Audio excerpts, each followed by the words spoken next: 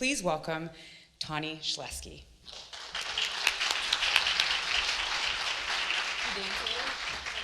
Dancing. Continue the dance. Thank you, Paige. Hey guys, thanks for showing up. Is the mic all right? Everybody's happy? So, like Paige said, I work at Intel. I'm the director of research, and I worked down at, and I was a founder of Oregon Storyboard. In my role at Intel, really looking at what is the future of localized compute and what do we need to have locally to facilitate the new experiences of the next generation. I was a founding member of Oregon Storyboard, and our mission there was really to think about how the new and emerging forms of storytelling and the new and emerging forms of digital media might change and produce new economies. And what would we do as an organization to keep the economic development from that here in Oregon? I started working in virtual reality probably about 8 years ago.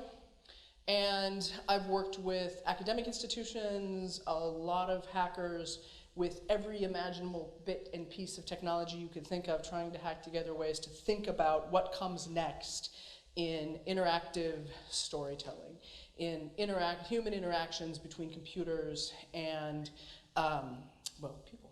We use language sometimes, virtual reality, augmented reality, mixed reality.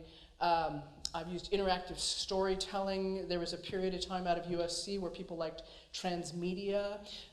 So I've lived through quite a bit of the language. So for some of you, some of my language in this might be a little irksome, especially if there are some engineers in the crowd. But what I've determined is the thing that interests me the most in this new space is less the technical specs from the engineers and more what the artists are going to do with that new piece of technology. So you'll find I usually use virtual reality to encompass everything, because that seems to be what the press does, but I also have no discipline about it, so I'll be all over the map.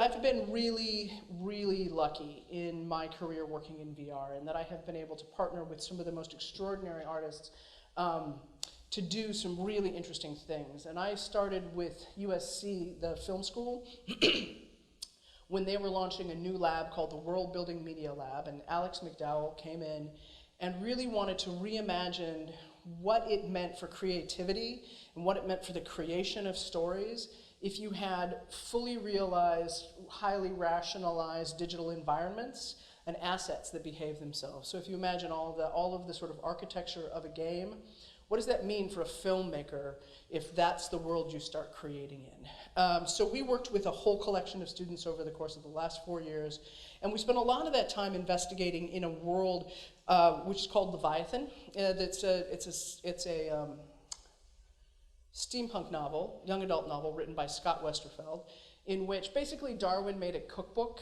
and so you can make any animal you want to just by stirring up the DNA. So it's a world propagated with giant fighting polar bears and floating jellyfish, and in our case, a giant flying whale called Leviathan, which is basically a big dirigible. And we took that world and we put 70 characters in the gondola under the whale, and we started flying it around and figuring out how do we tell stories in that. What does it mean to have all of those different threads moving together? How do you move physically through an environment? How do you move through time? We just started playing around with every possible idea. And in the course of that, we also played with like all the technologies. And because we started 4 years ago, we did a lot with Oculus Rift. There's a lot of Rifts with pieces of mocap technology duct taped to them so that I can know physically where you are. We would make gloves and glue the little handballs to it so we knew your hands were, and set up these weird systems. This picture here is actually people using an augmented reality experience, but using a tablet. So holding up a physical tablet to see the world, so you get to hold your own screen. You definitely want to do that for 2 hours, right? That seems like a really good plan. And in our case, we had to leave the keyboard attached because we couldn't hack the BIOS to keep the CPU power running. And as soon as we detached the keyboard, our CPU power went down by 80%.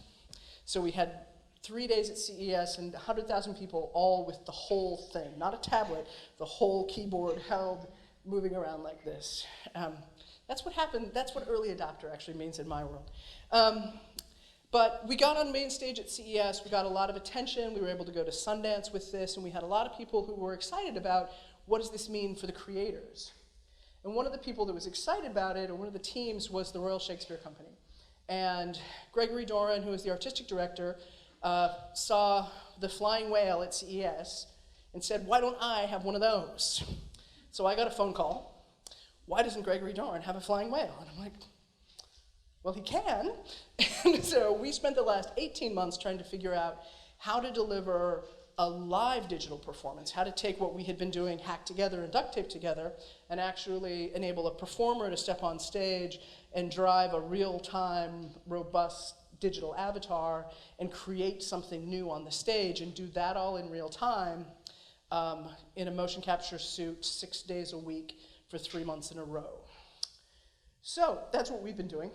We go live, tickets are on sale now, we go live in November in Stratford-on-Avon. It's going to be pretty extraordinary. I'm not sure any of us will have any stomach lining left by the time it actually goes live. Because these tasks, as you might imagine, are not exactly trivial at this point. And while we're doing that, because I wouldn't want to get bored, at Oregon Storyboard, we have also been pushing the boundary with a new technology, with the HoloLens technology. I'm very pleased to report that in partnership with Clackamas Community College, we beat out MIT and a number of other universities you might recognize for a grant to do development in HoloLens. And what we're doing is building a module for the automotive training team. So what we need to do is create an engine that has enough detail and enough fidelity to the engine that an automotive student could interact with it and actually learn how to repair your Corolla using this digital asset. Which means that I've got to get it now into the hands, not just something people are watching, but something they're actually playing with. And I don't just have to run it for 2 hours, 6 times a week. I've got it sitting on a counter in an automotive shop with somebody picking it up and putting it on their head and interacting with it. And that, we were talking earlier, it's hard to make me panic, but that and the idea of having to have it robust enough and ready enough and intuitive enough that people can go pick that up and just start working in the middle of repairing a car, that keeps me up at night. But I like it. And I think the reason it keeps me up at night is that we are so early in all of these capabilities. And the fact of the matter is, VR is super weird. It looks weird, right? Who in this room has said, heard, or read that you look like an idiot when you're playing with VR? Yeah, and arguably you do. This is actually Marshmallow Laserfeast, really talented art group out of London, and as you can tell, their approach was okay, these headsets are weird and awkward, so I'm just going to make them even weirder and more awkward. And they put a big vibration pack on you so that as you're moving through, you have the haptic feedback, and they put grass on the top of the headset. But it's not just socially weird. At this point, it's hard to do. It's very hard to make. It's hard for anybody who's making it to figure out how to use it or how to create in it. It's hard for users. It's hard for anybody to figure out what to do. I'll put on the helmet, and now where am I supposed to go? What am I supposed to do? All of these things. I don't have any language for it as an audience. And it's ridiculously expensive. It takes thousands of hours to create fairly small sort of demo-like experiences, so it's super expensive. And as a result of all that, there's only a handful of people actually doing this stuff.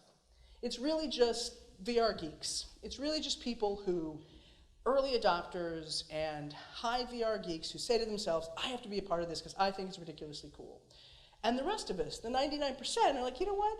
That just seems kind of hard and weird, and maybe I can just set aside and not worry too much about it. But the thing for me is that new stuff is always weird. Every time something genuinely new happens, it doesn't make any sense. Cars were idiotic. There was no reason to have a car. You didn't have a place to drive the car. If you went more than the distance that a half a tank of fuel would take you, you'd be stuck because there was no mechanism out anywhere in the universe to get more fuel so that you could go back. There was no one to fix them. They were extremely unreliable, so you definitely needed someone to fix them. And they were also expensive, And you had a solution. You had horses, and horses were better, cheaper, and faster to get you wherever you wanted to go. When you picked up a cell phone, why on earth would you have needed a cell phone in 1983? There was an area about the size of this room in Manhattan that had coverage. There were 10 other white guys that had one, and all of you were going to go meet in the white guys only club in about 15 minutes. So why you needed to call them is a little bit beyond me. There was no mechanism of deploying this. It wasn't useful outside very narrow ranges, and there was really no reason to believe that anybody beyond those handful of first adopters was ever going to have this device. And actually, that device, that's probably true of. That particular device. The thing is, new stuff doesn't stay weird. Those first few crazy people who start playing with it and using it, making stuff in it, start to build up infrastructure, and they start to create architectures that are biased to allow that device to propagate. So people started to create roads that were easier for cars than they were for horses. And that specifically in Baker, you can see some interesting roads. They have the old stagecoach roads, which means they're about 4 times wider than a regular road because you have to be able to turn a stagecoach around in it. But over time, what you ended up with was roads that were wide enough for cars, which were not wide enough for stagecoaches. So you start to get infrastructure which starts to facilitate this. You start to get fuel. You start to get repair systems. You start to standardize parts.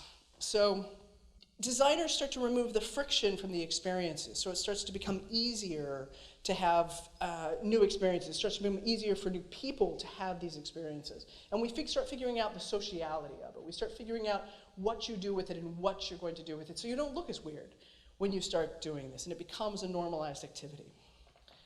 But the thing is, the explorers are the ones who make the rules. The explorers, those very first people who step into the ring when it doesn't make any sense and no one has any business being there, they're the ones that set the rules.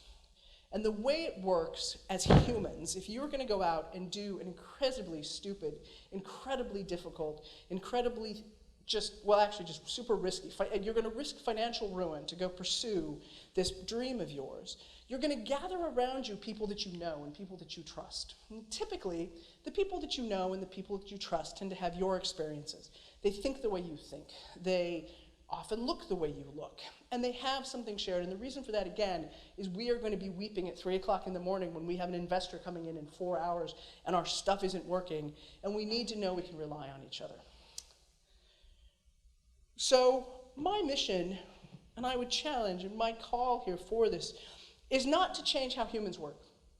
We form hard teams that know each other and trust, and we lean on each other, and that's what we do, and that's what I think we have to do extraordinary things. Instead, what I want to do is make sure that in this point, when it's crazy and when we don't know what the market is, we don't know how it's going to distribute, we don't know any of the things we need to know in a common sense way to start working on this, I want to make sure that we're finding ways to bring in teams that don't all look alike, and teams that think differently, and things that have different objectives, and bring all of those people together so that they can start forming those tight teams, and they can start building the things that really matter to them. And that is what pretty much I get to do during my day. So. Yes, I would love that.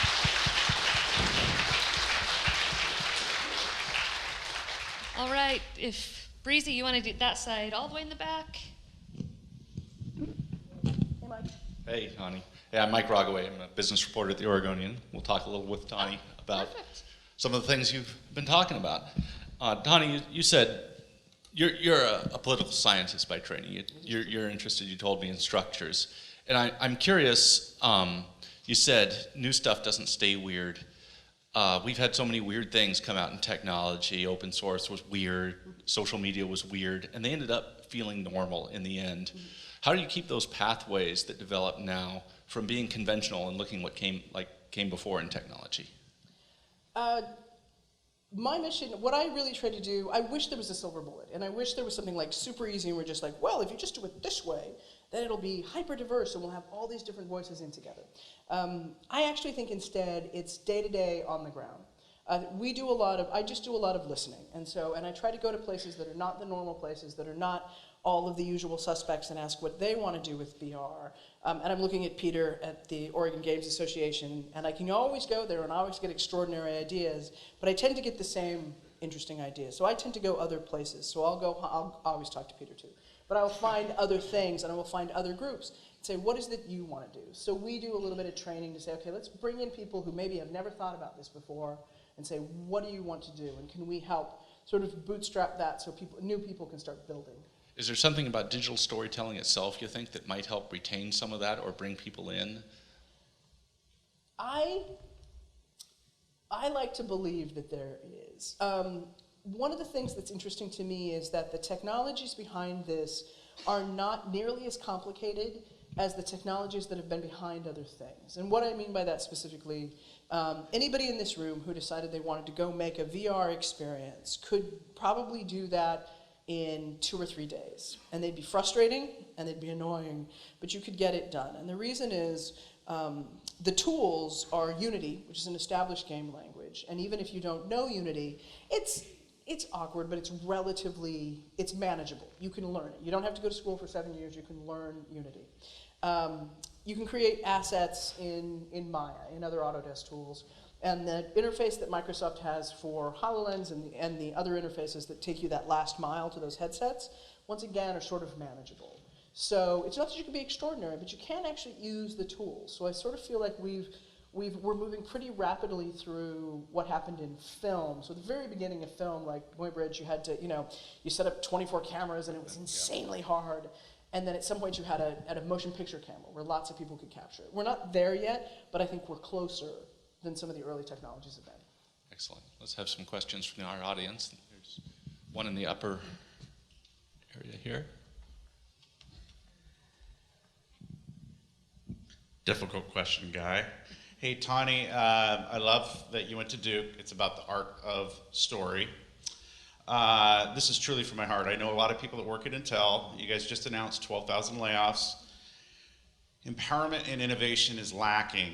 And I will say that truly from my heart, talking to Ray Wang at Constellation Research. We have digital Darwinism. We're talking about these things that are pretty massive problems right now. And certain groups are talking about the empowered consumer, privacy and security of your information, radical transparency of data. I'm getting right to the point. You guys are struggling with one-on-one engagement through the phone. And that is key for you guys to really nail down and focus in, and we'll have behind the scenes discussions with you and saying, going from a what-based company to a why-based company, we just happen to make chips and sensors.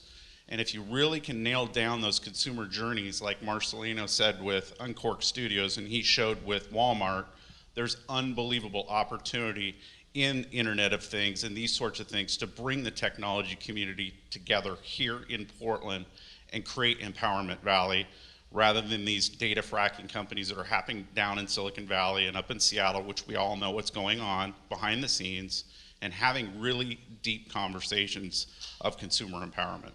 Tawny's on sabbatical right now, so we won't make her speak for Intel.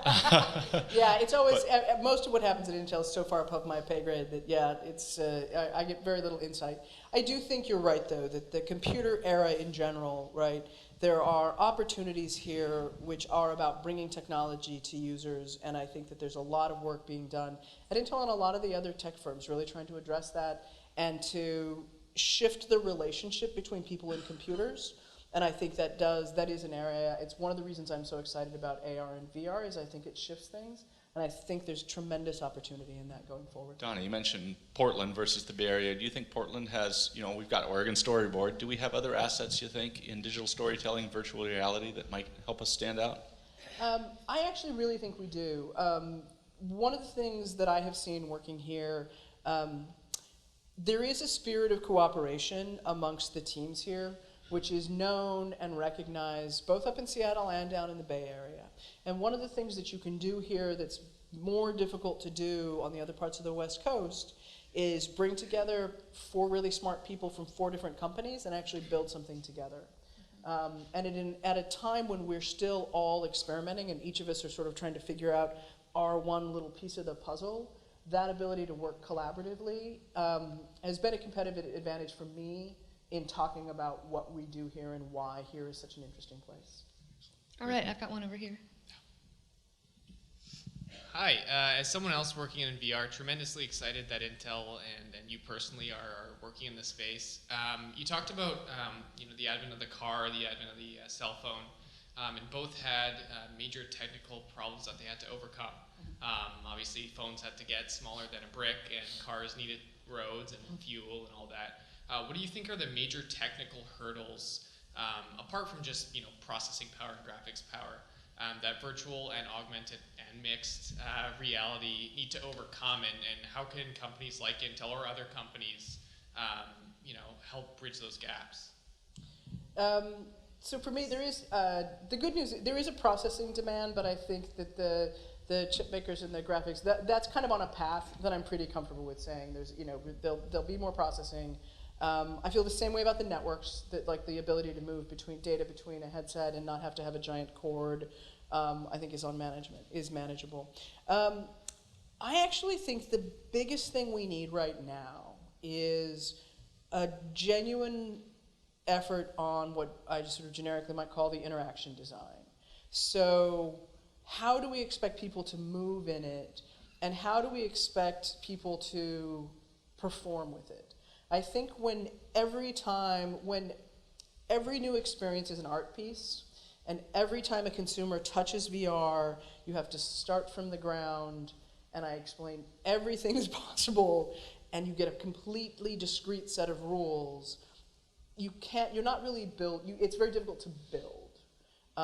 And so for me, that's the biggest thing that keeps me up at night right now, is how do we establish that language of movement and behavior inside these digital environments. We have more questions from our crew.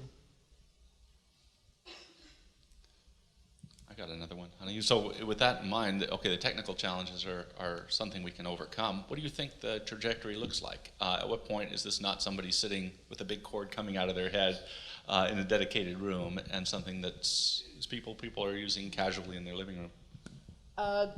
When I sort of look at this structure, and I look at sort of the marketplace and the technology and the funding, I think the first things that we're going to see, I think there's a lot of potential in destination events, so VR theater and whatever that happens to look like.